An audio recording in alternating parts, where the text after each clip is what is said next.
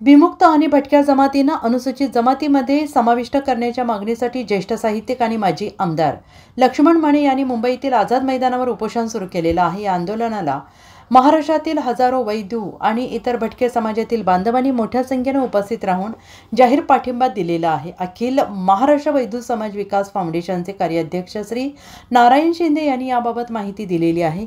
10 सप्टेंबरपासून सुरू असलेल्या या आंदोलनामध्ये सध्या भटक्या जमातींना मिळत असलेल्या आरक्षणावर आणि सवलतींवर प्रकाश टाकण्यात आलेला आहे। सध्या महाराष्ट्रात विमुक्त जमातींसाठी 3% तर भटक्या जमातींसाठी 2.5% आरक्षण आहे।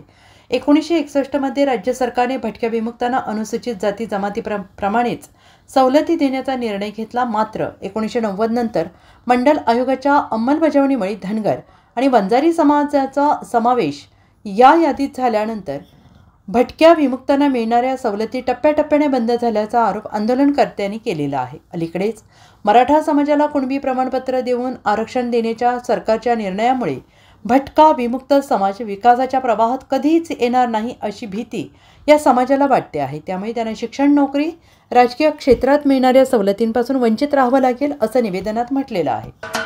महाराष्ट्राचे सर्वमान्य दैनिक समर्थ गावकरी अहमदनगर, पुणे, नाशिक, जळगाव, धुळे, नंदुरबार, सोलापूर, कोल्हापूर, सांगली, सातारा, मुंबई, ठाणे, पालघर, रत्नागिरी, रायगड, सिंधुदुर्ग, नांदेड, उस्मानाबाद, बीड, औरंगाबाद, नागपूर, गडचिरोली, भंडारा, गोंदिया, अकोला, यवतमाळ, बुलढाणा येथून एकाच वेळी प्रसिद्ध होणारे एकमेव दैनिक, सर्वसामान्य जनतेचे खुले व्यासपीठ।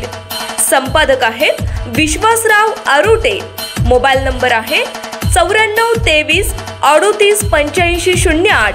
दुसरा मोबाईल नंबर 94 23 46 72 72। तिसरा मोबाईल नंबर 75 88 15 0001।